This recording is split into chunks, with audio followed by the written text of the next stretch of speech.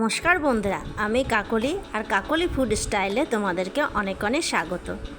আজ আমি হাজির হয়েছি এক গুজরাটি রেসিপি নিয়ে, সেটা হলো থ্যাপলা, যেটা আমি একদম ঘরোয়া পদ্ধতিতে বানিয়ে তোমাদেরকে দেখাবো। তো এই থ্যাপলা বানাবার জন্য আমি এখানে 2 বাটি আটা নিয়ে নিয়েছি। এটা একদম নর্মাল আটা, যে আটা দিয়ে আমরা রুটি খাই সেই আটা। তো এখানে এই 2 বাটি আটা নিয়ে নিয়েছি। এখন এই আটার মধ্যে কিছু মশলা অ্যাড করব। তো বন্ধুরা, আজকে আমার এই ভিডিওটা কোনো রকম স্কিপ না করে পুরো ভিডিওটা দেখবার জন্য তোমাদেরকে অনুরোধ করছি। তো সবার প্রথমে দিয়ে দিলাম হলুদ, দিয়ে দিচ্ছি লঙ্কা গুঁড়ো, দিয়ে দিচ্ছি ধনে গুঁড়ো, দিয়ে দিচ্ছি জিরে গুঁড়ো। এগুলো সবই হাফ টিস্পুন করে আমি দিয়ে দিলাম। এখন দিয়ে দিচ্ছি 1 টিস্পুন জোয়ান। আমরা সবাই জানি জোয়ান আমাদের খাবারকে হজম করতে সাহায্য করে। তো সেই জোয়ানকে হাতে করে লগড়ে নিয়ে পরে আটার মধ্যে দিয়ে দিলাম। আর এই জোয়ান খাবারের স্বাদকে আরও সুন্দর করে তোলে।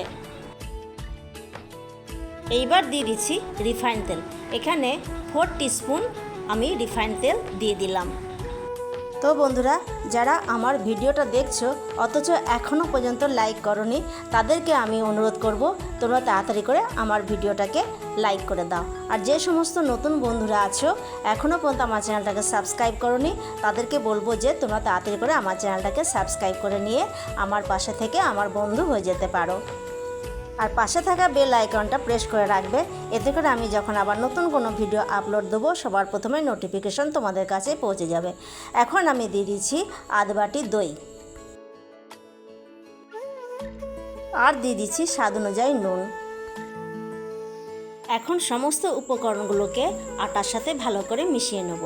দইটার সাথে যতটা আটাটা মাখা যায় মেখে নেব।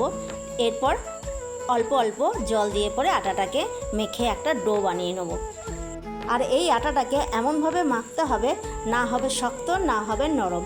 আমরা লুচি বা পরোটা আটা যেভাবে মাখি সেই রকমভাবে আটাটাকে মেখে নিতে হবে।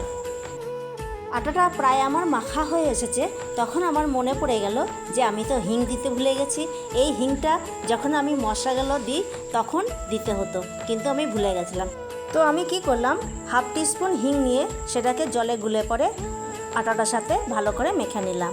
তো আটাটা আমার এখন মাখা হয়ে গেছে। এখন হাতে একটু তেল নিয়ে পরে আটাটার গায়ে ভালো করে মাখিয়ে নিলাম।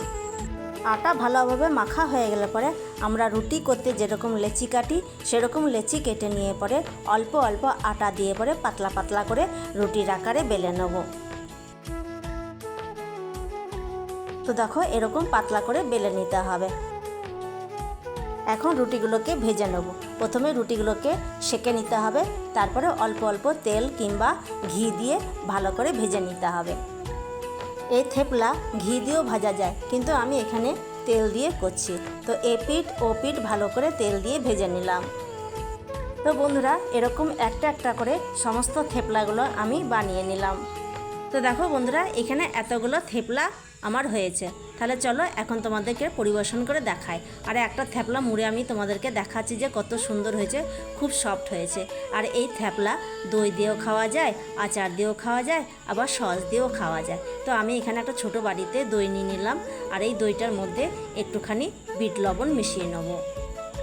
আর বন্ধুরা, ট্রেনে করে যদি দূরে কোথাও ট্রাভেল করো তখন কিন্তু এই থ্যাপলা সঙ্গে করে বানিয়ে নিয়ে যেতে পারো, কেননা এই থ্যাপলা 2-3 দিন পর্যন্ত ভালো থাকে। তাহলে বন্ধুরা, আজকের মতো তোমাদের কাছ থেকে আমি বিদায় নিচ্ছি। তোমাদের সাথে আবার আমার দেখা হবে বুধবার দিনকে নতুন একটা ভিডিওর সাথে, নতুন একটা রেসিপির সাথে। ততক্ষণ পর্যন্ত তোমরা ভালো থাকো, সুস্থ থাকো, সাবধানে থাকো। আজকের মতো টাটা, ধন্যবাদ।